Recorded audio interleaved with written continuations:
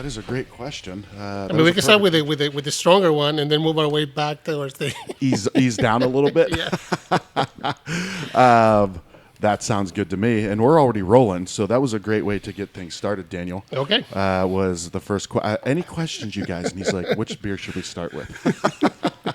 Sommer, welcome back to the show. Yeah, thank you. It's been 3.5 years since you were last on. Yeah, I think that sounds right. Yeah, so welcome back. Daniel, I don't think you joined us the last episode. I came in late, so you guys were finishing. Yes, when I got here. So I do remember, and I think Arturo was with us, right? Yes. And you, there's your husband as well. Yeah, Chris or John, depending on how you know. Yeah. Okay. Chris, you have two husbands, Chris and John? We might have had that conversation Chris, before. John, and Decker. And then there's a fifth owner? Yeah, Jose. Jose, okay. Have I met Jose? I am not sure that you have. Okay. Yeah. 5 owners. Guys are doing awesome stuff here, making a name for yourself across Arizona beer. And I was lucky enough to get invited in this morning to drink your beer. Well, we are honored to have you. Yeah, well, awesome. Well, cool. So we're going to start off with... Sommer, you want to introduce the first one? Yeah. I can see the can, and I know where this is going. So, yes, Sommer, what is this? All right, so this is our new this year. It's our Golden Strong one. Okay. It is a Belgian Golden Strong. We made it with the Pink Boots blend, the 2023 Pink Boots blend. Yeah. Which that hops blend has a nice kind of fruity, floral sort of flavor to it. There's not a lot of people making Belgian Golden Strongs. We thought it would be a nice way to showcase the hops flavors in this year's blend that wasn't just another IPA. IPAs are great, but most people do an IPA with the hops blend. So we wanted to go a different direction. Also, I'm the Pink Boots member of the group, and I don't like IPAs. Nothing wrong with that. Nothing wrong. You know, as I'm progressing in this career, I go in ebbs and flows, and I'm in a current downward. Is that an ebb? Yeah, an ebb of IPAs. It's like, I like them, but man, they get out of hand sometimes, right?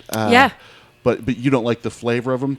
No, I really lend towards Belgians, again, going with the Belgian Golden Strong. Yeah. This is kind of a new and different flavor for me as a Golden Strong. It's a little drier, a little less sweet than our Tripel. Tripel will always be my go-to on a beer style. Okay. But this is, I'm really enjoying the way this one turned out. And we did something fun with brewing this beer as well. We did a second mash of our grains. Okay. And we created another beer at the same time. Our Rosa, I don't even know how to say it. It's Finnish.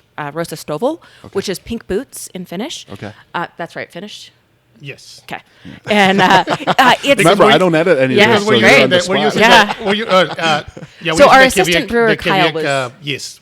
So we used Kvik yeast on it. Ooh. Our assistant brewer, Kyle, really kind of took the lead on it. Yeah. And so we have these two beers, both made with the same hops, the same grain bill, but really different flavors and different styles. This is a high ABV beer.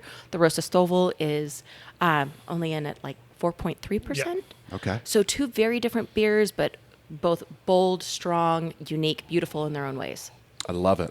And that leads into, that's you on the can? It's not me, but it sort of might be there. Yeah.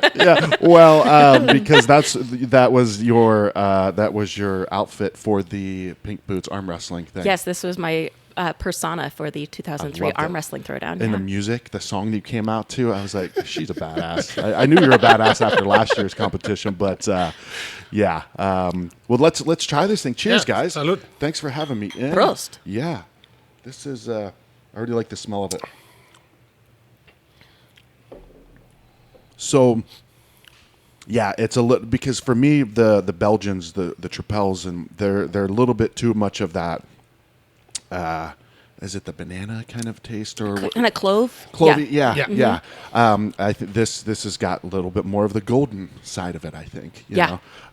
As you can tell through my years, I haven't learned much more of the terminology, but we're still learning too. So it's like exactly. it's a process, right? Yeah, it's a process. Just keep drinking more. Right? Yeah, pretty much. Well, and I'm also a firm believer that whether you have the lexicon or not, you can enjoy the beer and explain it however you want to. Yeah, exactly. I think it's your experience, right? It's like I like that. And I've never been known to be a beer aficionado. I'm more of a people aficionado, I guess you could say. But this is fantastic. This is really good. What is the ABV on it?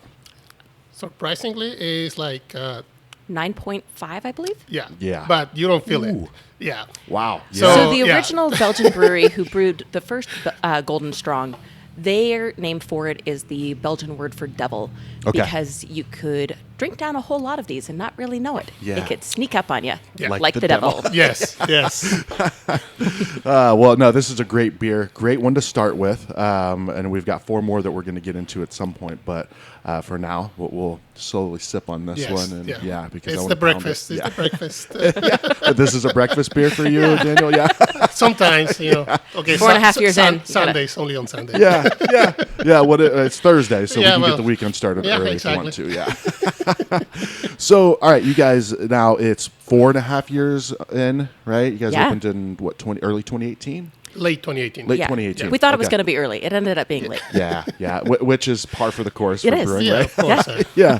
Yeah. And with you guys, so 5 owners, right? And I thought that was a really interesting, unique aspect of it is all of you guys brew We as do. well, right? So, and I was curious about that when you guys first opened. Is like, how do you do that, and how do you handle that? So, how have you handled that over the last 4 years of having 4 brewers, 4 different personalities, 4 different, obviously you don't like IPAs, so I assume you're not the one making the IPAs, but somebody does, right? So, how has that been? Like, since you guys have started to have 5 different brewers. So first of all, we're still very good friends, which is great. Yeah, Right. That's yeah. that we haven't lost that. So That's why I was great. like, is there still 5 owners? Are you guys still I good? mean, we get our rubbing here and there, but You have to. Yeah. I think what has worked for us is that each one of us or a group of us likes different styles, Okay, right? sure. So then we have maybe this like non-defined rule that the person of the group person that likes that style of beer goes towards say, okay, I'm gonna propose this, let's brew this, right? Yeah. Bring it to the rest of the owners and say, okay, yeah, let's do that, and then that person takes or that group of person take the lead, right? Okay, yeah. And so each of us have kind of like a niche, maybe. Okay, And also the good thing about, for example, Sommer and like IPAs, like she's a great feedback for IPAs because they say, hey, we're trying to do this on this IPA. What do you think? Yeah, Right? yeah. And it's very honest feedback because like, well, either you gotta get those things or not, right? Yeah. And she's gonna be honest. She's a person I know she's gonna be honest about it. Yeah. So for example, Gently, like, yes. Yeah. Sommer is, the Belgian person, right? Yeah. The like Belgian style beer person with art, right? Yeah. Art's kind of like everywhere. Okay. Let's put Yeah. it that way. Like art's everywhere. Jack of all trades. Yeah, jack of all Yeah. trades. Yeah. our He really generalist likes master. everything except like really, really sweet beers. He will be everywhere. Okay. And then Sommer's kind of like the Belgian style beers. Chris is like all the sweet type of beers that we want to release. Like he's definitely on the sweet side of the scale. Okay. Like Sweet so, or super spicy. Or super spicy, Okay, yeah. okay. So he really likes to play with those flavors, right? Yeah. And those type of beers. spicy as in like pepper spicy yeah. or Like ghost pepper. Ghost spicy. pepper type, like ghost Spicy. pepper lager beer, stuff Yeah. like that we have released. All of our stouts, and he always goes from like a stout to a kind of already kind of malty sweet stout to a very very sweet stout. He always likes to play with those type of flavors. Okay, yeah. And we experiment a lot, right? We do a main batch of something, and then we will release different type of SKUs out of that, right? Okay. Then Jose is more on the lighter beers, right? So he really likes the Kolsch beers, the Pilsners, the your lager beers, right? Yeah, okay. So he's kind of like the main driver there. I'm more on the IPA side, sour side, right? Okay. Jose also likes like the fruit type of beers and art as well. So he came out with the tropical. Jose did, right? So we'll try that one later. Yeah. And then I work with Art more on the IPAs, sour beers, barrel age, stuff like that, right? So Okay, yeah. I think that has helped us because Yeah. then everybody has an area in the sandbox to play with, and sometimes it will mingle with somebody else's, but then that's when we come up with different type of beers, right? So Yeah. And it's worked. it's worked. It's worked. Yeah. Because people love your guys' beers for sure. And for good reason. So salute to that. So, and I heard you say you have an assistant brewer as well. We do. Okay, so he's the one that kind of assists everybody and helps them execute on their recipes, or where does he fit into the So mix? he started with pretty much taking care of like all the stuff during the week in preparation to brew day. Okay, Right? yeah. His name is Carl Stewart. He had experience from Wilderness before. I think he worked there before. Okay.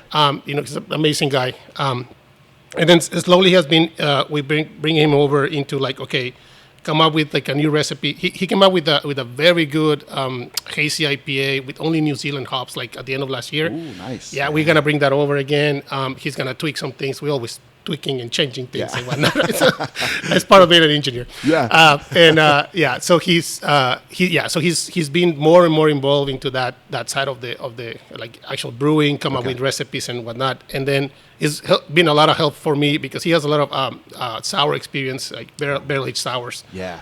So he's been a lot of help to me when we started our we have a very young program. We just started like 3 years ago. Okay. His input is definitely great on that area as well. Yeah. Nice. So you say barrel aged sours. Are you talking like spontaneous fermentation, mixed culture? So so we do.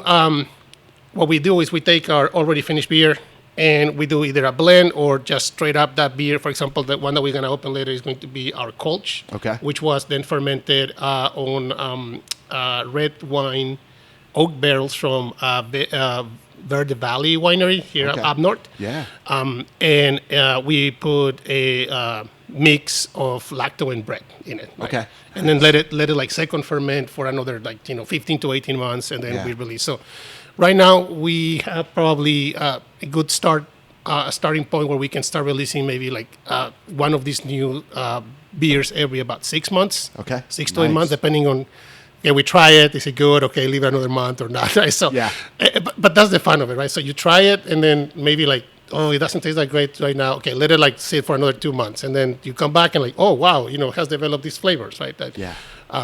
Sometimes it can go the other way too. Right? I was going to say, because that's the risk with it, right? Yeah, it's like son of a. Yeah, you can only control just very few things. Yeah. And then after that, you just you need to let the bug do its thing and see what you come up with, right? Yeah. So that's what I like about it, right? Okay. The beauty of it, and definitely. It's so we at the end of last year we released this Lignum Dolium series, which means wooden barrel in Latin. Okay. Nice.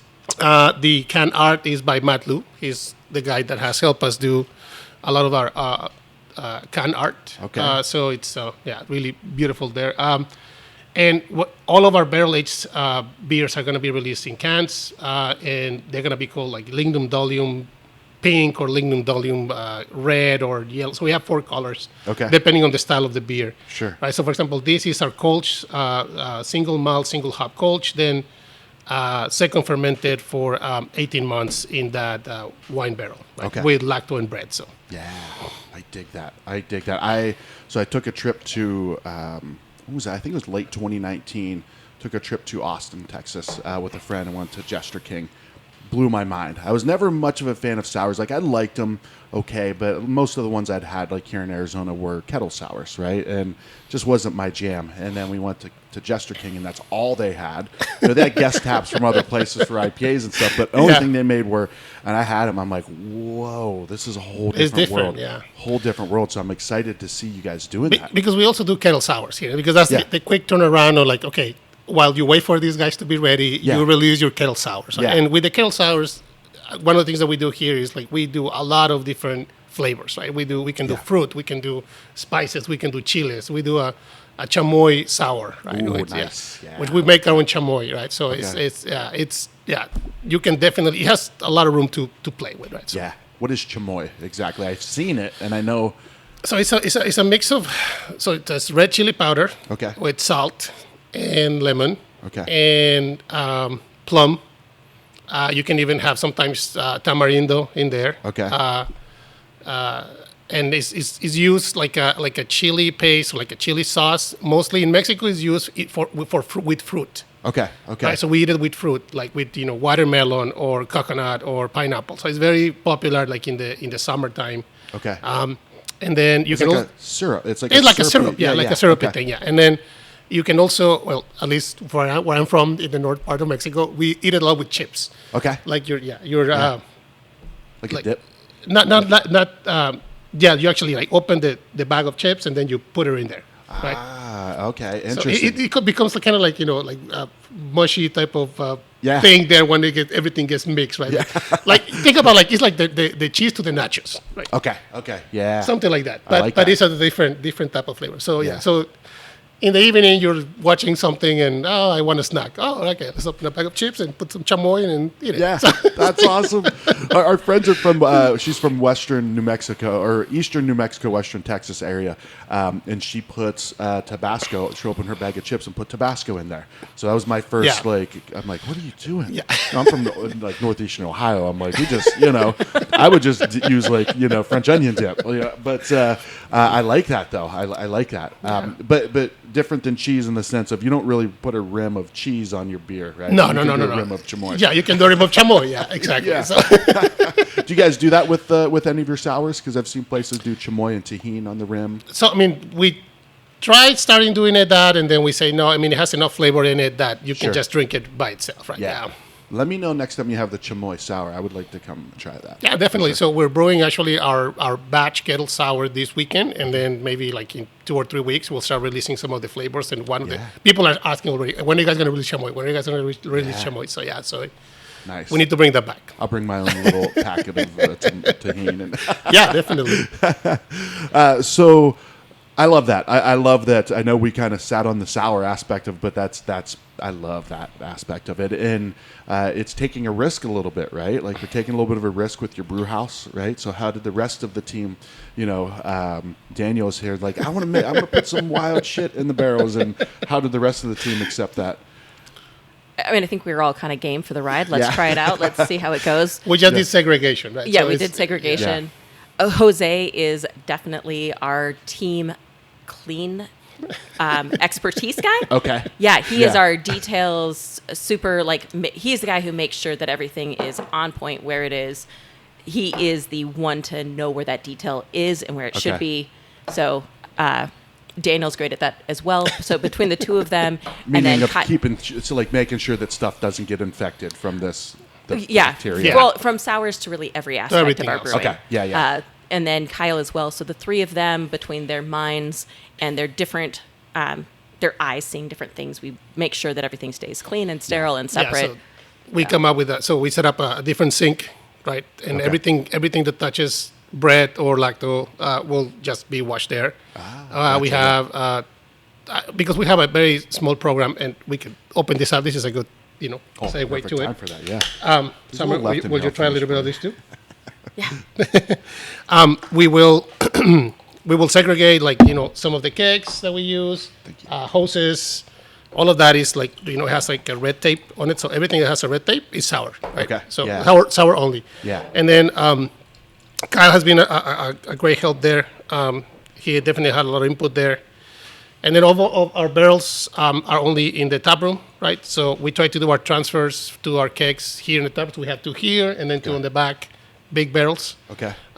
And we try to do the transfer here on this side of the house. All outside of consumer hours. So Yeah, all outside consumer hours. Of course, we wear gloves, throw away the gloves. We're very, conscious about, I just did this, let me throw my gloves out, Yeah, put new gloves yeah. in, I'm going to go to the brewery, right? So, of course, nothing against on the fermenters. The kettle sours we do in our fermenters because we do have this yeast, it's called cerevisia. Okay. And that yeast allows you to ferment and sour at the same time. Gotcha. But you're really using lacto. Yeah. Okay. So and most of the people are using that. So that one can go into the fermenter, no problem. But everything else is very well controlled.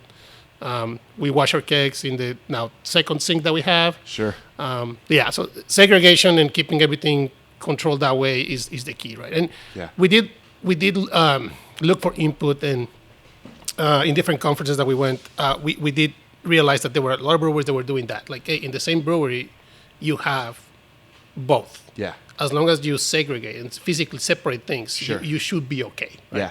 Yeah. And that's and- what I've heard. I've heard people are like, you can do it. You just have to have your process down. Yeah. Like, know what, because some people are like, oh, whatever. I think we'll just rinse the sink out. And then no, you got to have something down. And I had no doubt in you guys. I mean, you guys were good. And be strict about it, right? And Yeah. that's the key thing about that. She mentioned, right? Like Jose, Kyle, and myself are really strict about that, and we just follow the rules. Yeah.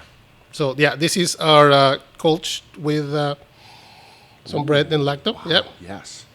Fermented 18 months. Is it common to do a style and then sour it, or? I mean, we don't follow that. I mean, whatever, because it's like kind of okay, we need to fill the barrel again. What are we going to brew this weekend? Yeah. Does it go with it, or what can we do with it? And then we go that way. So you'll see it's like not really sour, but it has a lot of complex flavors going in it, right? So that is fantastic. That is really good. And that's the differentiation that I like between, these sours that are not kettle sours, and nothing against the kettle sours, but different flavor, completely different flavor. I like that. How long did this? 18 months. Okay. Yeah, 18 months. And that's another reason people don't do it too, right? It's like, okay, this beer is going to be ready when a year and a half from now. Like, shit, wow. Okay, yeah. So you got to be patient. You got to be patient. Yeah. And what we do is we take so let's say that we did the Kolsch, right, on a barrel. So we fill the 55-gallon barrel with the Kolsch at the beginning. We will withdraw half of it and then refill with something similar. Right? Okay. It doesn't have to be a Kolsch again, but it will be maybe another light beer, like either a Pilsner or a Belgian, and you start blending that base as well. Yeah. And then as you keep blending that with different type of beers, you develop different type of flavors. Right? Even though you maybe keep the same type of yeast in there, right? Sure. Okay.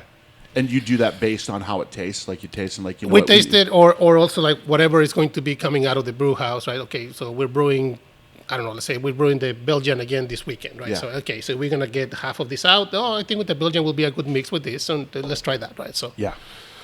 Awesome. I was not expecting to have a 10, 15-minute conversation about sours. I'm glad we did. Thank you for following me down that path. Yeah. That just intrigues me, and it's so exciting for me personally on a selfish level to see these beers being made in Arizona. So I'm very stoked for you guys. Yeah. Well, and I tend to be the philosophical one, and Daniel was talking about, like, you put it in and you control some aspects, and then you just see what happens, and you roll with it. Yeah. And I thought... You pray. That's why we're the monks. That is such a great description and allegory of what this experience as a brewery business has been, and life at large. So, yes. Life philosophy in a sour beer. Cheers to that, guys. Salute. Cheers to that. So with that was a great segue into how have the last few years been for you guys, right? Because you opened in late 2018. We did a podcast. I think you guys were open for about a year. I think it was late 2019 is when our episode went out.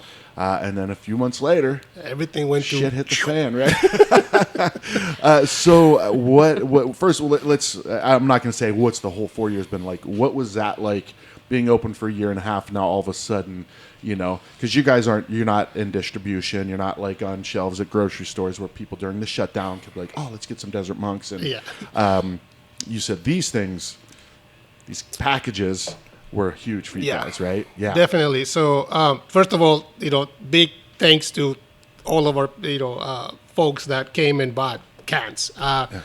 Interestingly, we were discussing right before the shutdown. We were maybe like a month or 2 months before. We were discussing, okay, let's get a canner. We didn't have a canner at the time. Let's get a canner. Let's look some prices, and then we start maybe some canning, some crowlers, and maybe some of this manual canning. And Jose really pushed for it, and he placed an order for that canner, our October canner. The single canner, October canner, maybe like 2 weeks before the shutdown. Okay. And then we started realizing that we did get our order in, but we realized that suddenly there was like a queue on the October website. Okay. Because everybody started putting orders, right? Yeah. So we're like, woof, okay, barely made it. Yeah. So then we got it maybe a week or two after the governor shut everybody down, which, again, right thing to do. I'm not going against that. But then we start canning, and we actually set up our table right here on the front door, and we just open the door and allow people to just get to the door, buy the beer, and then go home. Right? Yeah. That kept us afloat, definitely. Right. That was a huge saver. Right. Yeah. Also, another good thing everybody did, all the breweries and the guild led that effort as well, was there was a bank for cans created, and for anything else that you will need for canning purposes. Yeah. And you could actually withdraw from the bank, and then because everybody put orders for their cans, but then supply went shit as well. Right? Yeah, yeah. So Chaos. chaos, right? So so that was a good thing that they did, right? So we draw some cans initially from the bank, and then as soon as we got our shipment of cans, we pay back, right? Yeah. So that way everybody else can, somebody else needs it, that's there, right? So that was also very helpful. Seeing all the brewers come together, help each other, that was great. Yeah, rather than hoarding. There wasn't hoarding. Yeah, it was there wasn't. All right, we got what we need. It wasn't like do it. toilet paper for us. Yeah, right. Yeah, that's a good analogy for sure. Yeah, no, we like, hey, we have toilet paper. Who wants it? So that was good. That kept us afloat. Then after that, it was okay. As Sommer say, right? So what things we can control, what things we cannot. Yep. And let's move forward in that direction, right? Yeah. Then we were allowed to open again. At reduced capacity. Yeah. Okay. But then our AC died Yeah, exactly. in the middle of the summer. Yeah. Okay, So that guys, was go ahead and another open fun- up. Yeah. Like, what? Yes. Yeah. So And the capacity here normally is what, about 200? Oh no, 80. 80. Okay, I saw. Yeah. Yeah. I read the 80. number on the door, but I added a 1 to that. So 80. You guys were down to 40. Yeah. You Yeah. could let 40 in. And then AC died. So there was another month of maintenance and whatnot, waiting for parts. Yeah. And another month of incredible staff being willing to stay here Yes. and sell cans. Yes. And Despite no AC. despite no AC. Yeah. Yes. We asked, they said they would do it, and we were beyond thankful. Yeah. We have such an incredible team of staff. Incredible. That's thing. awesome. Incredible And thing. then the incredible customers that also continued to come and buy from us Yeah. through that time period. Definitely a lifeline. Definitely answered prayer. Yeah. Yeah. Yeah. Well, sorry, go ahead. No.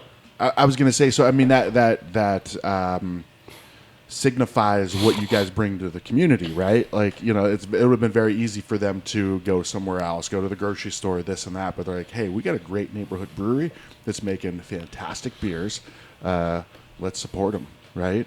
And I mean, during the pandemic, at least for me, it was like, yeah, I want to support as much as I can, but I also have my own budget. Right, so you have your own budget. So for people to put their money towards your beers, that says a lot. Nice job.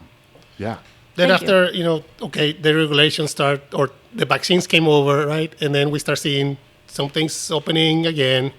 Then we got the go ahead to open, which was great. It was great seeing people back, and especially the regular ones, right? The regular people that support us from the beginning. Sure. Yeah. Start seeing them back. Of course, they came in with their mask, and then they sat down, they took the mask off, and like, I see your face, amazing, okay, great. Yeah. You're still here. Yeah. Some of us wear masks longer than others, right? At least on the serving side. Yeah. I wore a mask until probably like 2-3 months ago. I took tests to say, okay, I'm done. Yeah. We all had different experiences. Different with how experiences, right? we- Yeah. with our just COVID experience at large. Yeah. So we were very open and welcoming to people having their own comfort level. We just wanted to see people here. And like Daniel mentioned, so many of our regulars, like I really consider them like friends and family. Yeah. Yeah. We've known them for so long that it was great to just be in the same room again. Sure. Yeah, talk about like, hey, what did you do last weekend, right? Hey, Yeah. I heard that you went here and there, and like, so get that conversation back again. That was really okay. This is the back to the new normal, right? Yeah. So, Yeah. Well, because that was a hard part of the pandemic as well, is right. I mean, my family, the bond grew so much between me and my wife and my 2 kids. But then also, like, when I would go out into public, I'm normally a very social person, but you lose that aspect of what makes us human is, that the interaction with people. And I definitely had a couple of awkward experiences as I was first getting back into public situations. Yeah. It's like, oh, that was not how I was supposed to respond. Oh, gosh. I'm out of practice. Well, if it makes you feel any better, we all went through that, Yeah. right? Yeah. I think it had to do with everybody's experience during COVID, right? Some For people, really, really went bad, right? And Yeah. some of the people did, okay, you had some, bad experiences, but not as bad. And then some people like, hey, I never even got sick, right? So, Yeah. or nobody that I known got sick, right? For So sure. like, okay, Yeah. great, awesome, right? But Yeah. it has to do with the level of confidence based on, I think, how we went, right? Yeah. So Like you said, everybody's experience was different. Yeah. Right. Some people it was great for me and my family. It was like we grew together so much, and we were lucky. Like none of us got really sick. None of our family members got really sick. But knowing there were people that had the opposite effect. People that dealing with loneliness and depression and all the things that came with. Maybe they didn't have people to be with them. So or people that lost 1, 2, 3 members in the family, For sure. within that period, right? Yeah. It was kind of like crazy seeing like that. Yep. Like, I mean, one was like, oh my God, and just hear 2, 3, 4, right? Like, yeah.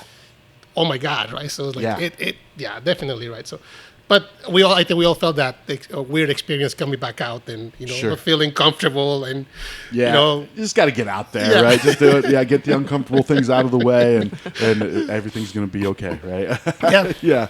So yeah, you guys make it through the pandemic. The cans really saved you guys in a way, and your staff, and just the whole team in general, the community, and then. After that, as things really kind of start to, you kind of get some momentum back, right? I mean, just a few months ago, you guys won an award at the Craft Beer Awards, right? Arizona Craft Beer Awards. Yeah. So you guys have seen some great successes. Yeah, since the then. Alewife Pumpkin Pie Martzen took gold in the Arizona Craft Beer Awards for spiced Gold? beers. Yeah. Hell yeah. Yeah. Hell yeah. Is it- And before that, it took silver on JABF, the Great That's American right. Beer Festival. Yes, yeah. Which, I mean, nothing against the Arizona Craft Beer Awards, but GABF's pretty badass. Like that's so that same beer. Yes. it was Same beer. that same beer. Same beer. Got gold or got.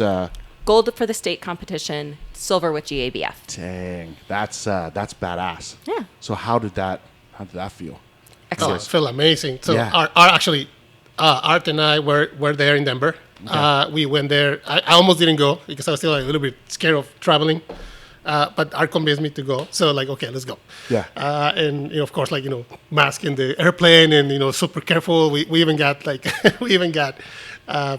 test. We did a test before going. Okay. We did a test while we were there, and we did this as soon as we got back here, landed in the car before going to our families, right? Yeah, So yeah. we did another test. But yeah, everything went well. But yeah, we were there, and we went to the ceremony.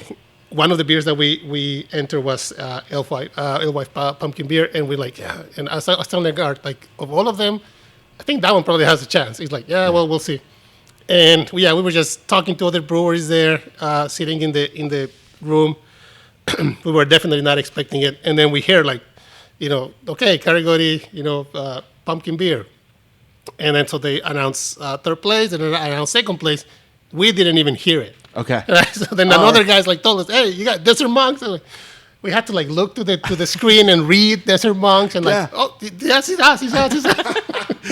So it wasn't even like you guys were just hanging out, having a good time, enjoying, taking in the moment, and someone had to tell you. Hey, But then we just won. went up the stage. Rob was there too from the Gale. He hung us the Arizona flag, so we were able to take pictures with the Arizona flag. So it was an amazing experience. Definitely not that expected, but it was awesome, right? Yeah. It was definitely a good first round draft, so that the next time we win our next GABF, our silver or gold, however many come in over the next year, Yeah. then we'll be that much more practice for Oh it. yeah, yes. You'll be paying attention then, right? Yes. Don't let these two sit there and just playing Tetris on their Yeah, phone. I mean, well, everybody was sharing their beer, and everybody was like, "Hey, try this, try that." So we're like, "Okay, good." We were clapping for everybody else, and then okay, category. Oh, yeah, we did submit this category. We gotta pay attention. So. Yeah, they thought you were just playing it cool. Like, yeah, we know.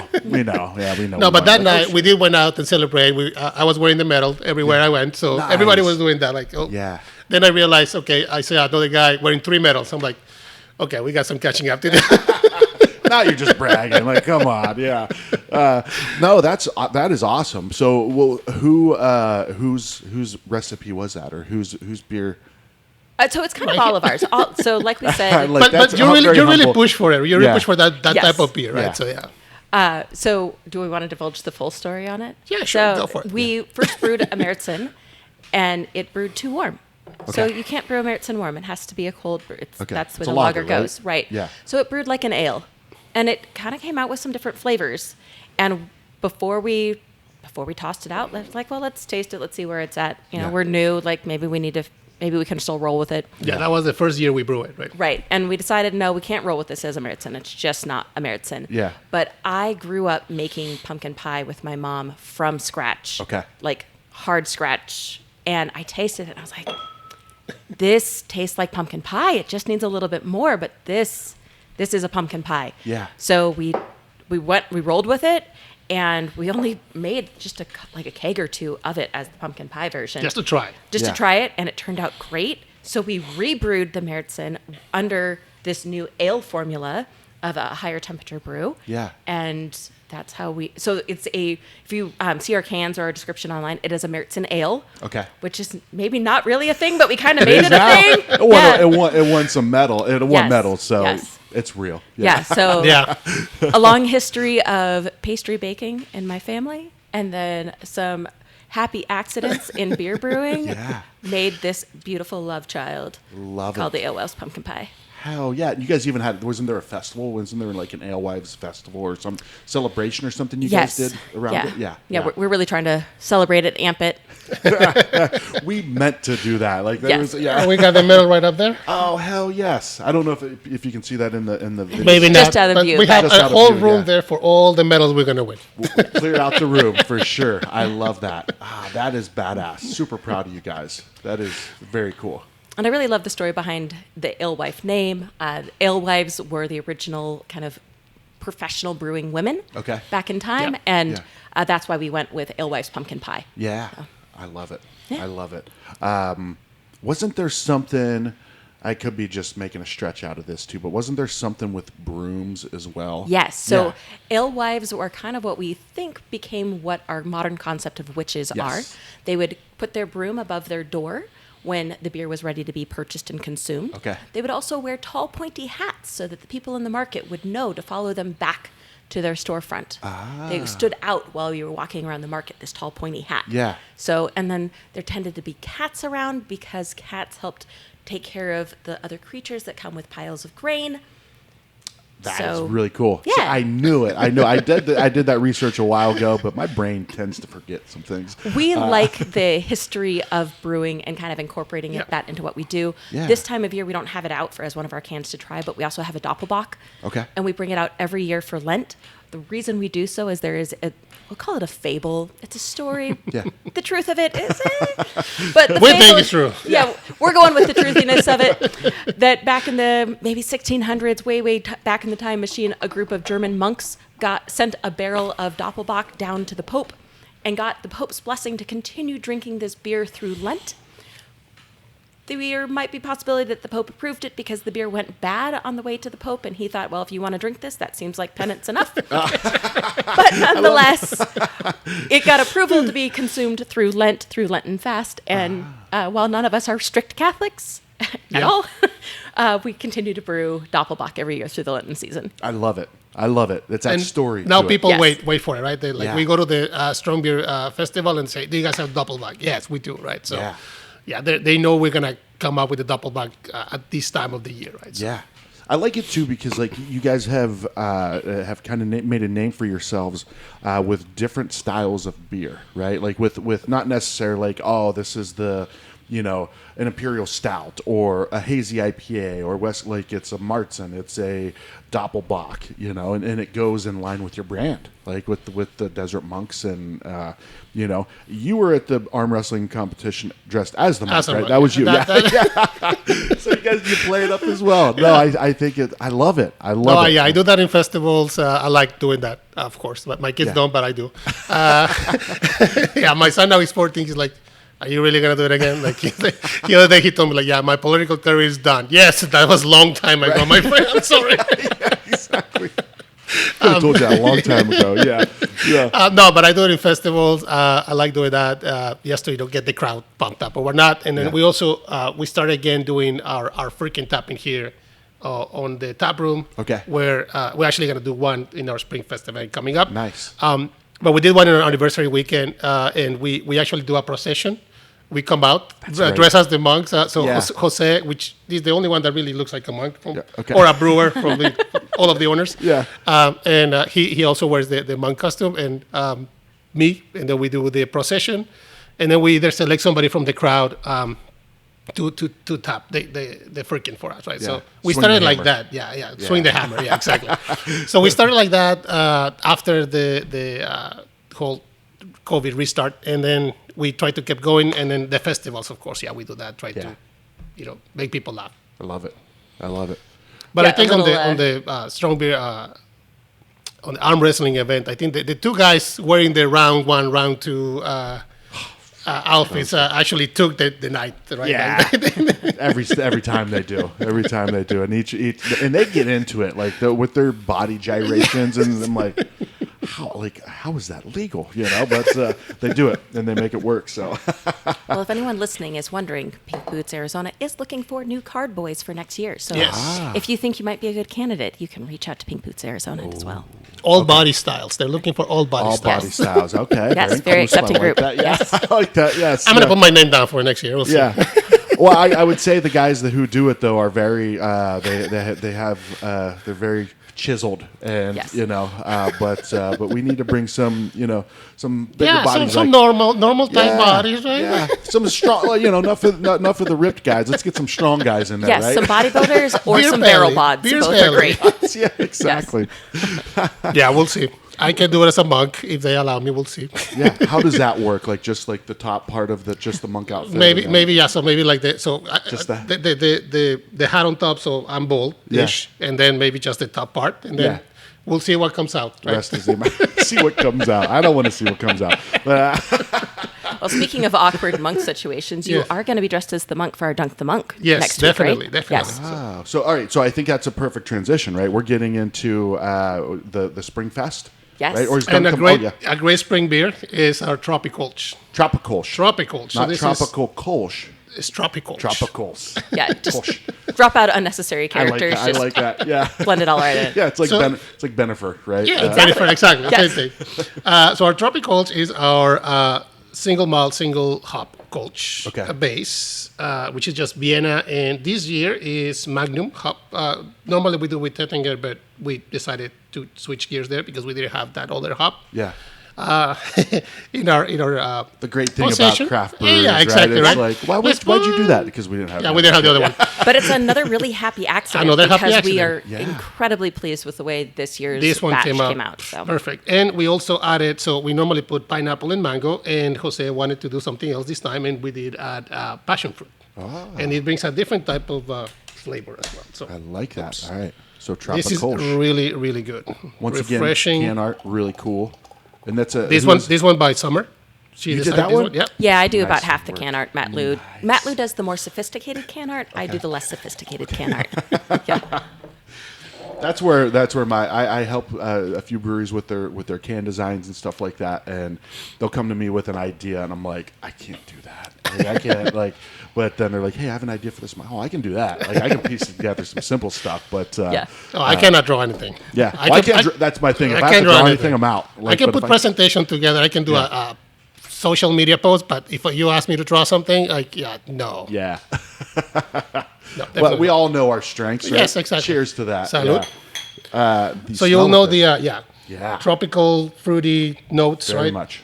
Aroma, and then the flavor is also there, right? So, but you still get the Kolch beer, flavors come through as well. Yeah, it's very, very juicy, like the very fruit juice smell, like the aroma. Yeah, as we get into a little bit warmer temperatures here, this is going to be a really enjoyable beer as Yes. it gets hot. And Yeah, because it's coming. The heat's coming. Yeah, it's coming. Hot and fast, We already man. got 80, yeah. right? Yeah, I think this weekend's 80. Yeah. Yeah, right. It was like 2 weeks ago. It was like freezing. Like I would go out and I'm like, oh my gosh, like I need Yeah.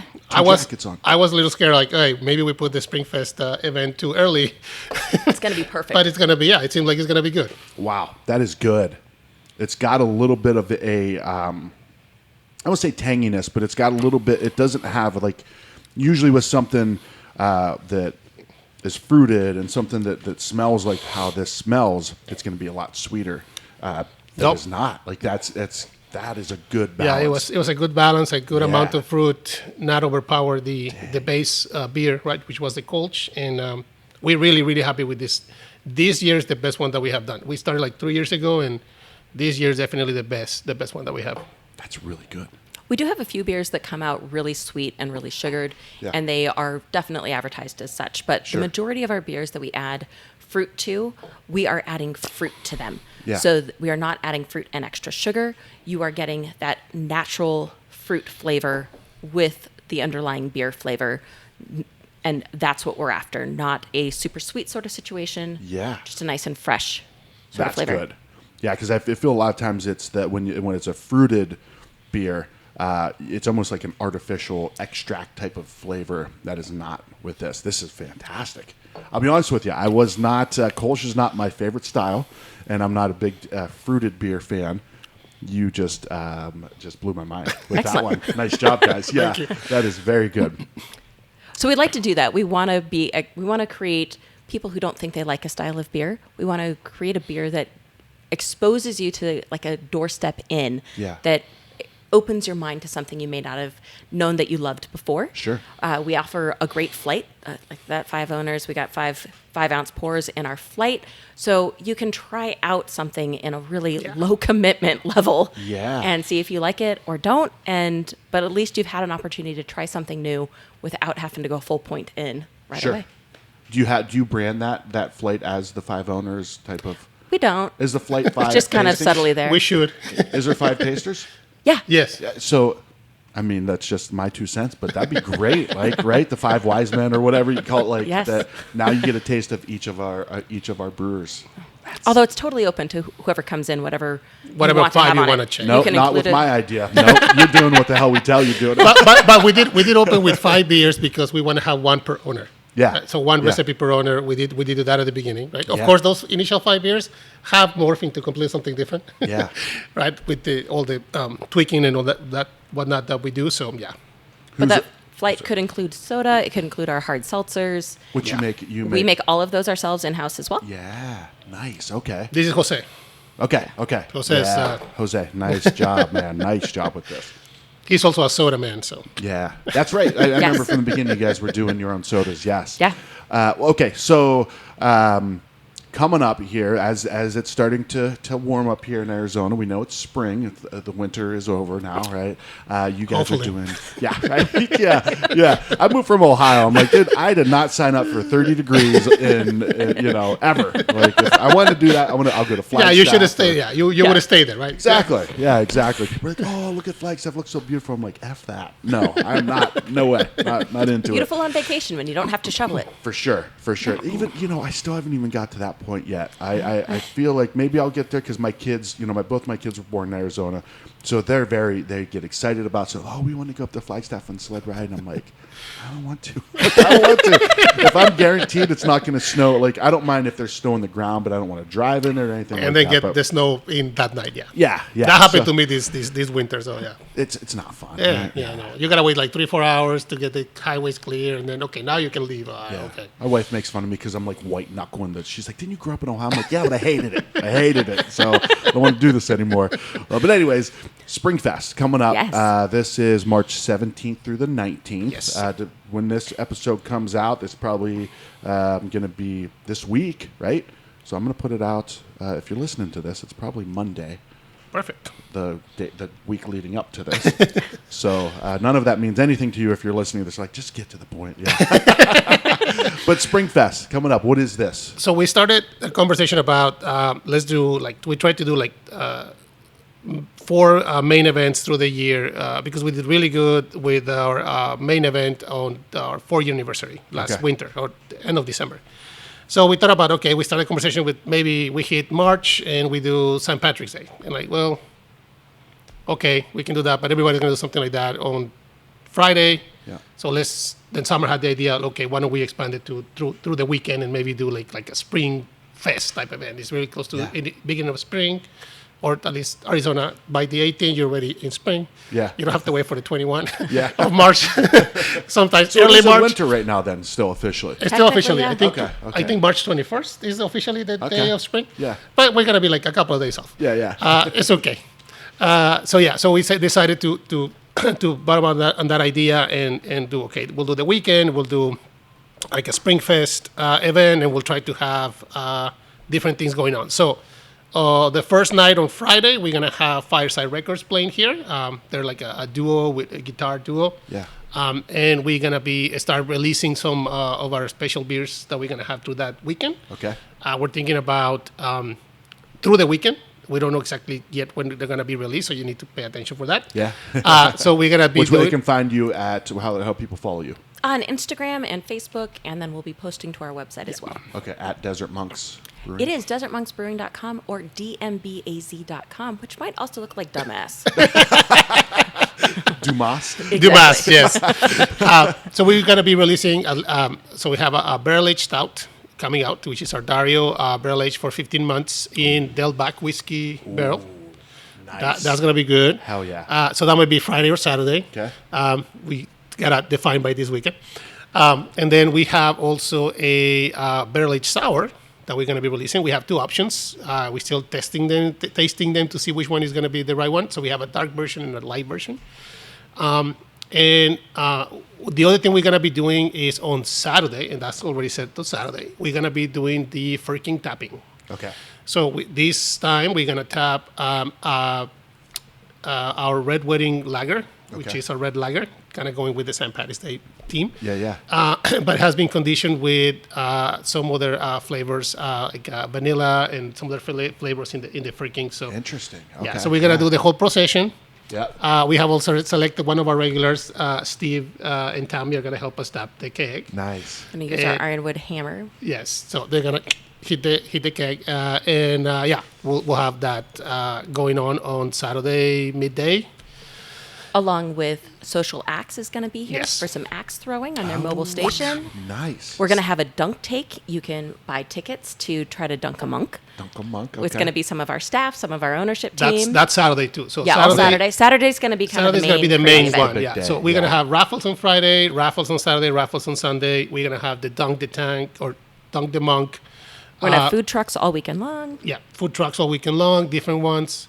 Live music, a variety of different live music. Yep. Saturday we have Chris Laurie early in the day, and then late at night we have Agos in Stereo playing here also. So yeah, we're trying to have like this event going on. Definitely be here for the Dunk the Monk. There's gonna be 4 chances to dunk a monk, right? Okay. So it's gonna be 4 different monks. 2 staff members and then 2 of the owners. Okay. Ending Are you up gonna be with one of them? the main prize, which is me. I am the main prize. So it's gonna be fully dressed as a monk, and we definitely gonna have that going on. A lot of fun.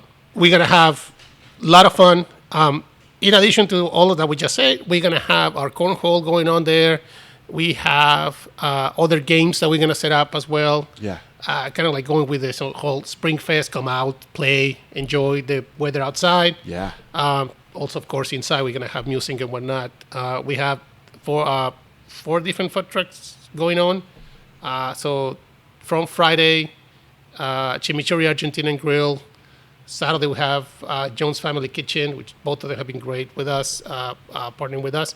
And then on Sunday we're going to have a barbecue food trucks. Yeah, all the information in our website. We are being releasing everything as we go through. Okay. And we're trying to this is our kind of first main event of the year. Yeah. And then expect one more probably early summer. Okay. Then we're going to try to hit Oktoberfest time for another one, and then finish the year with our 5th year anniversary weekend. Okay. Dang. Congratulations, guys. That's awesome to be approaching that. Seems like just yesterday we were sitting at that table over there doing the first podcast. So that sounds amazing, right? So all weekend, the 17th through the 19th, you're going to have, I love food trucks. I'm a huge fan of food. I'm just a huge fan of food. Like I just, Who isn't? I know, right? Yeah. If you love beer, like there's not many people that like beer like, I don't. Food is fuel. I'm like, get out. Like, what are you talking about now? But the beer releases as well. That sounds exciting. The red lager, that sounds really interesting. I've seen red IPAs. I've seen, Irish reds, but I've never seen a red lager. So that one really came from, as my husband's push, John, Chris, whatever you want to call him. There's a whole story there. But Decker? Decker as well. Yeah. Yeah, Decker, that's his military experience. So I knew him as Decker at first. Yeah. But we were in Germany, and there is an Altstadt brewery in Nuremberg, and they make a Rotbier. Okay. And we really enjoyed it while we were there, so we wanted to kind of recreate it here in Arizona, and that's where we got our red wedding lager. Yeah. Is kind of the base for that. It is not like an Irish red. It's a little more Germanic, a little maltier. Okay. But it is not overly malty. So Interesting. it's a really enjoyable It's just a different beer. It's not quite an Irish red. It's not quite an amber. It's Yeah. its own animal. But Yeah, it's we really had good. it through the fall into the winter at the end of the last year, and it did really well, right? Yeah. Everybody really loved it. So we say, yeah, that could be like our red, beer for Yeah. March, and then we're gonna try to bring it back on. So yeah, so definitely, So- very good flavor. No. So these beers will be available here at the tap room, and to go as well. Okay, so Yeah, absolutely. nice. Cans, growlers. We also are starting to kind of like revisit our model, right? Try to grow the business. Yeah, yeah. So we are starting to we have done some very small distribution to like just specific places like Okay. Sugar Bar, Wicked Rain, is it Twisted Cactus? Yes. Some cactus, a cactus yeah. place. Tipsy Cactus. Tipsy Cactus. Maybe. Yeah, yeah. Okay. Tap Dragoon. We're gonna have an event there actually this Tuesday, next coming Tuesday. Nice. So we're just starting to like maybe get some locations, strategically locations to try to bring more people in. Yeah. But we're starting to come up with a better, slightly larger distribution model. It's still going to be self-distribution. We're going to manage that, and it's going to be within our boundaries here around our location. Sure. Right? But try to have more exposure. Try to have more people try our beers. Yeah. And we'll be offering 6 to 7 beers that we normally have through the year, right? So Some of the flagships that Yeah. you have. What are some of the flagships that you guys have like at this moment? Is this a perfect opportunity to segue into opening this fourth beer? yeah, definitely. So Yeah. So Haze Must Flow, we don't have on year round. We rotate through Okay. our IPAs. We always have a New England IPA as well as a West Coast IPA and usually a double IPA. So we try to have the kind of 3 main IPA styles always on. Okay. But we rotate through 2 or 3 different recipes of each of those styles throughout the year. Gotcha. yeah, for example, for hazy, we're gonna have Haze Must Flow, which is what we're gonna have right now. This is all Citra hop only, and Thank you. we also have our Trinity Hazy IPA, which is a combination of 3 different hops. Okay. That's why we call it the Trinity. Ah, Going with got the holy thing. And then we have Golden Juicy, which has Strata HB 472, which has like a coconut pineapple flavor. And El Dorado. He nails them all. Like I see him sorting through the files in his brains, and every time the food trucks. The So no, hops, this one is good. really good. This year, at the end of last year, Art started looking at or hearing at different podcasts, and he's always doing research on how to improve our IPAs. We're using a different technique on this guy, which now people are using out there, which you move all of your late addition hops to the fermenter. Actually, Okay. Instead of adding it at the end of the boil, you put it in the fermenter. Okay. And you purge it with CO2. Okay, so to get all the CO2 out, and then you transfer a little bit of the hot wort into the fermenter, and let it there to kind of like wet the hops through the boil. Yeah. It kind of cools down, and then by the time you're ready to transfer, all of those aromas that get released at the end of the boil, you don't lose any of that. You keep Yeah. everything in the fermenter. Right? Okay. So we're kind of trying that now with our IPAs, and we're really happy with what we're getting out of it, right? So, That's really good. Once again, like I smell it, and yeah. So now we can keep more of the aroma for a longer time Yeah. because of that new technique that we're using, and then some of the flavors there too are there. That some of the times we were losing at 25 days, 30 days post release. So we're trying to keep our IPAs as fresh as possible. yeah. We're really following Vinny from Russian River. He's our Okay. IPA god. He's your- They're really pushing for like 30 days, right? Okay. Try to get your IPA sold in 30 days because that's what people really like it. People are taste trying it to fresh. turn them over quicker. Quicker, yes. Yeah. So we try to do that. So we only brew as much as we know we're going to sell in those 30 days. We only, when we can IPA specifically, we only can what we're going to sell that week. Oh, so Right. meaning not they're not fermenting longer. No. You're just saying you want to get through them. You don't want somebody having one of your IPAs 60 Fast. days after. Exactly. We and want it stuff. to be. We want it to taste that first tapping Yeah. freshness. Yeah, yeah. And as long as we want to push out that experience as long as we can. Yes. And right about now, we know that to be about 30 days. Yeah, yeah. It is still a delicious beer. After that, it just doesn't retain the same freshness and crispness that it has. Sure. Yeah, the after problem that point. with the IPAs is with the amount of hops, they start oxidizing, right? And then you start Yeah. getting other flavors that you don't want there, right? So Yeah, yeah. now for most people, we can say, well, okay, it's a good IPA, I'll drink it. But Yeah. as you develop those concepts and you start getting that into your mind, you start actually detecting some of that oxidation. And sometimes, like we try this at 45 days, for example, and we're like, eh. Yeah. And then when you have a fresh one right next to you, you're like, yeah, definitely, I'll go with this one, right? Yeah. So. For sure. We are a group of imperfect humans on a mission to create perfect beer. So Which will, by the way, it will never be perfect, right? Right. Because every time we come up with a new batch and I tell Art, oh, this is great, it's amazing. And he's like, we can probably make it better. Oh, yeah. Yeah. Yep. we will ever strive towards that green light. Yeah, the bar always keeps moving, right?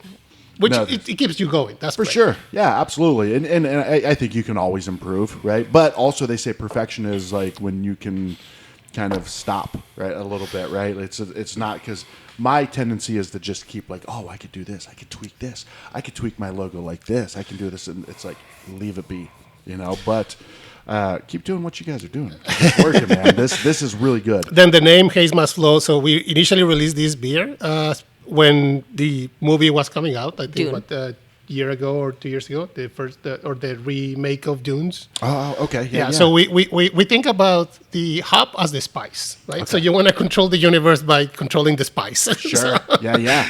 That's true. And by controlling the spice, I mean, how do you make a delicious beer, right? Yeah. Not hoarding the spice. So anyway, We're also okay with doubling down on being a bunch of venture nerds. yeah, of course. So we gotta play with the team of like keep the spice flowing and Yeah. all that. So we came out with the Haze Must Flow. And then the design is like a dunes warm with a monk there trying to.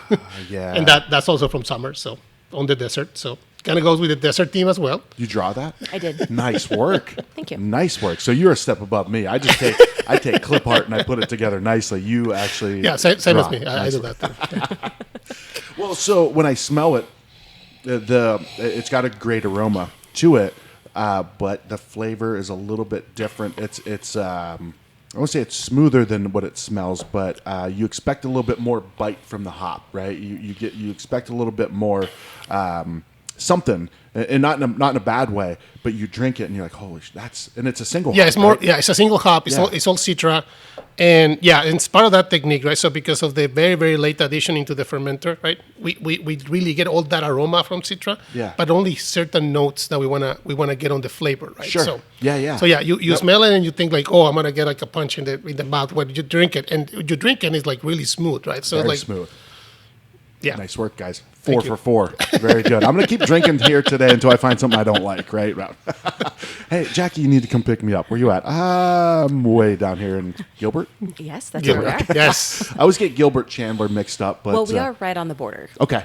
So, All right. yes. So I just call it. Yeah, Gilbert and Warner, Chandler for area. those who haven't visited us, Gilbert and Warner are our main crossroads. So Now, as I was coming down, I was going to stop somewhere on the way home and get lunch, and it looks like Caldwell County Barbecue, which they were at Dish Fest, right? Their food, holy crap, that brisket was incredible, but they're not there anymore. It's Caldwell. It's their Mexican, their Tex-Mex. Yes, so Caldwell County has moved over further east. They're Okay. off of Power Road and about Elliott now. Gotcha. Yes. And I'll throw out a shout out to Yes. our past employee, our incredible server, Matt. He has opened up his own tap room over there, Tap Room 120. Oh, It I've is seen right, that. yeah, it's right next to Caldwell County Nice. Barbecue. So you can Check them go out. pick up your Caldwell County and go see Matt and his incredible staff over there. he has a great lineup there for beers, and the whole vibe of the 80s, 90s on the tap room is seen that. they They did a really did good amazing job. there. Yeah, they Yeah. did a very good job. Well, so I want to get into. I told you guys. I give you a little heads up. I want to do something a little bit different, and this is the first episode we're going to do it. But before we get into that part, what's next for you guys? Like I know we talked a little bit. I don't know if I'm allowed to let the cat out of the bag, but Yeah. you've got plans for. So all things are still in flex and in motion, and we'll see how the river takes us forward for sure. But we're in business to grow. We think we make a really great product, and we want to make that available to more people as fast as we can. So we are looking to expand with another location, maybe a bigger location. Nice. We are here to grow. We are here to make our product more available. Yeah. Make our offering more available. Because for us, it's not just about a product. It's about building a better community through the love of craft beer. Yeah. So expanding that opportunity is what we are after. Yeah. What's experience combined with the product, right? And I love what you guys do too with the, I mean, I know you said your son's 14 and he's embarrassed by you, right? A little bit. But all the time. But it's that family aspect of it, right? And I think when we did the podcast, I think it was your daughter? Yeah. Right? She was just a little baby, I think, yes. at that time.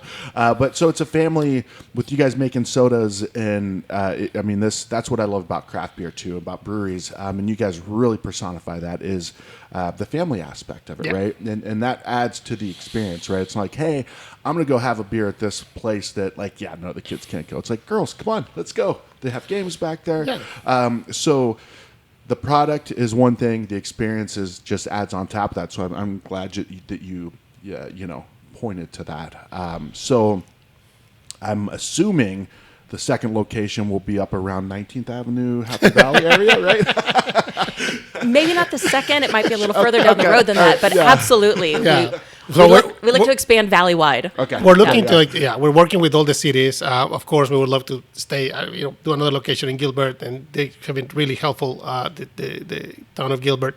But we're working with all the cities. We're looking at different options, right? So one option is open just a second tap room because we can actually do support 2 tap rooms with this brew house. Nice. Okay. Right? The other option we're evaluating is, what if we open a second tap room, but also then later on, or within our limits, maybe move the equipment to an industrial site area. Okay. And then also expand within this location here. Okay. Kind of that becomes more seating and more seating, or maybe a small kitchen or whatnot, right? So, so the thing happened with us was we initially wanted to have our tap room and our brew house in an industrial area at the beginning when we were looking to this project. Okay. That was kind of one of the original ideas. We're really influenced by the coolness of like Colorado and California breweries where they're in this cool industrial site and it's like rough Portland and rugged. And Seattle we really thought that was the vibe we were going for. Get that vibe. But then we quickly realized that a lot of the cities didn't allow that because you need to have, you have special zoning for industrial areas and you could have your production there, but then you couldn't serve it. Gotcha. Now, in the last, only produce it there. Yeah. Even a small tap rooms, like for example, we talked to Chandler. We even talked to Gilbert, and they say no, we don't have that right now. You will have to submit a zoning change, right, and approval, and then if that happens, you can do it. But then we say, okay, we're just starting. We don't want to commit to that and then not be able to do it. So now things have changed, of course, like everything else, right?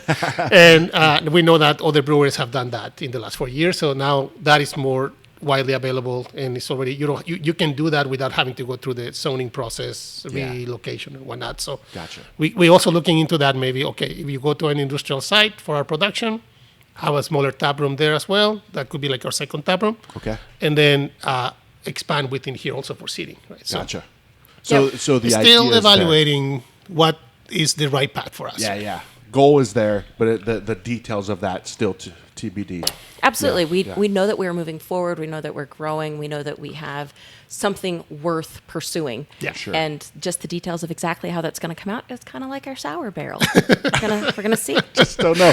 Keep an eye on it, right? Yes. To put in the work. Keep doing the right things. Keep researching the right things, and the right answer is going to come. Come to the tap room and support the cause by consuming some of these, or check us out in the festivals that we do attend, which are most of the ones that the guild support, and some others that we do through the year, and try our product and see help us get to that goal. Love it. You guys make it easy though. You make it easy. You're awesome people. It's a great spot, and the product itself is fantastic. So I'm in. Excellent. We always aim for people to have a devilishly good time, but remember to be a saint and drive home responsibly. Is that Did you just off the top of your head, or did you? She's good with It's those a little things. bit of both. I like it. I like it. You need to put that down. That needs to be part of the five monks tasting. There you go. right? There you go. Now We got 2 ideas. Now. Yeah, right. You're gonna start charging us now for. Oh man, already it's on record. I've got it recorded. It's on video. Yeah. No getting out of it now. All right. So to wrap things up, it's interesting. Before I start recording or after I hit stop, I start talking to people. I'm like, hey, I'm going to grab lunch. Where should I go? Like, oh, dude, you got to go to this place, right? And I think last time we talked about there's a deli over there. It has amazing sandwiches. What's that called? Not your typical deli, but I think that they Yes. have transitioned through time into food just being truck. a mobile experience now. I don't know if Yeah. they're still over there. Okay. It has been a few years. since Yeah, I've been there, yes. the movie theater is still in the corner, but the church that is back there is apparently doing a great job with their congregation and growing massively. So they're taking over most of that complex back there.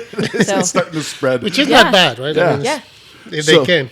So I want to get recommendations for people listening to the show. Like you guys, we all love food and beverage, right? We talked about like you can't love beer and be like, oh yeah, food is fuel. That's not our mentality, right? So what are some recommendations that you guys have? Like, so what are some of your favorite places to get drinks and food, all that stuff? you're looking for an answer for somebody to grab food and come right in here, or some of my other favorite places around the valley? Both. All right. So So- here, if you're at Desert Monks, Yeah, we are blessed with some really amazing food options right around here. Okay. We have Phoenicia Cafe, if you like Mediterranean food. Really excellent Mediterranean. Yeah. The very popular Sal's Pizza is here with us. Okay. And then, of course, we have some of the commercial options, Payway, Chipotle, Buffalo Wild Wings. We have a number of people that pick up Buffalo Wild Wings and then come here for a less chaotic experience with better beer. So there's that. Especially during sports events, right? Yeah. I'd say, like, if I'm going to go out to eat, I base personally in Tempe, so one of my go-tos is going to be Pedal House. They always have an incredible menu, and they have a Tripel on, so that makes Yeah. me very happy.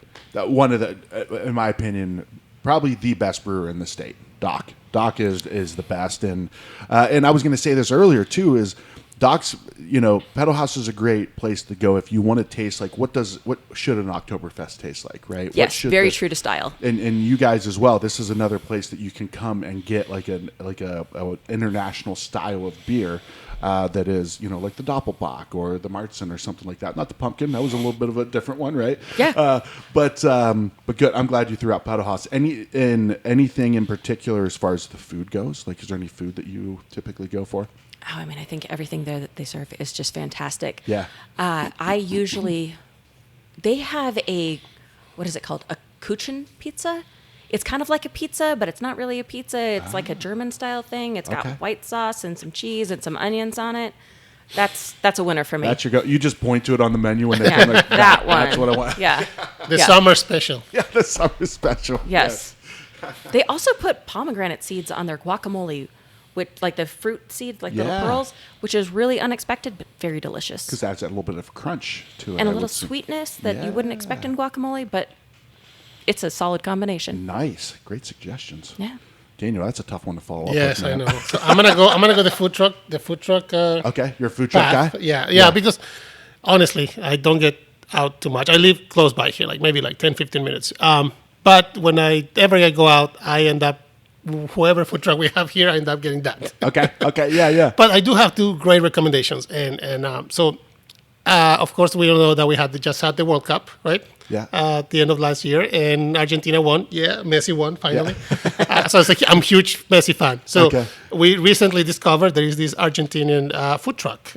It's called Chimichurri Argentinian Grill. Okay. They're amazing. So this guy, he is a chef, and he decided to move away from the restaurant, brick and wall type of deal, and do the food truck. And he's doing an amazing job there. So my favorite thing that they have, and they normally here early on Saturdays, sometimes on Wednesdays, is they have this Milanesa sandwich, which is like the I forgot the word in English. Steak? No, it's like the breaded steak. Oh yeah, like a chicken fried steak type of thing? Yes, Like- but okay. yeah, exactly, Yeah. like a chicken fried steak sandwich, right, Okay. with chimichurri on top. It's really, really, really good. Yeah. They also do amazing wings as Okay. well, like the flavors that they get out of the combination of the the spiciness of the wings and the chimichurri oils is really, really good. Yeah. So please check them out. They are starting kind of like, going around the valley. So you can also check them out here early on Saturdays through March. And then on April, they're going to be on Wednesday evenings here as well. And then the other guys that I really like are John's Family Kitchen. Okay. They have been with us for a while. They're normally here on Thursdays when we do our trivia night. And they also are here Saturday evenings. Okay. Their burgers are amazing. Like they're really, really good. Thick burgers or smash burgers? I think they're like more like smash burgers. Okay.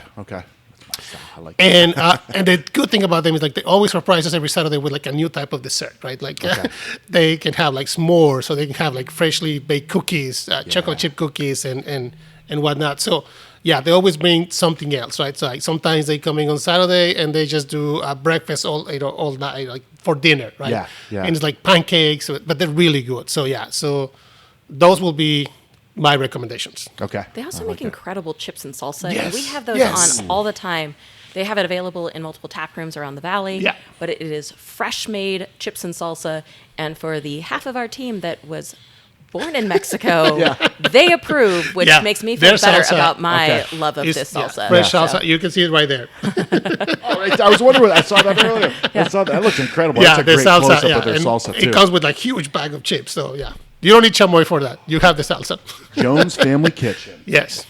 Jones, like not Joan the woman, like Jones, Jones. No. It's like Yeah. you're jonesing for some Jones. Or vodka. JFK. We'll call them JFK all the time. So Yeah, I like that. And on Instagram, it looks like at Jones Family Kitchen. Yes. Yeah. So, and and the other guys, the chimichurri Argentinian grill. love it. Thank you guys. Yeah, thank you so much for great. being No, here. Thank you. Absolutely. Great beers. Great. Just, I love Let's what you guys not are wait doing. another 2 or 3 years to No. have this again. No, I'm with you. I think that I need to come here more often. I need to find. I know it's a long drive, but Got to bring the wife and kids down. Absolutely, Exactly. please do. Tell them you make your own soda. root beer, do? raspberry, lemon. Video games in the back. Video, yeah. I'm in. All right. Awesome. Thank you guys so much. No, thank you. Thank you Cheers. for coming. Absolutely.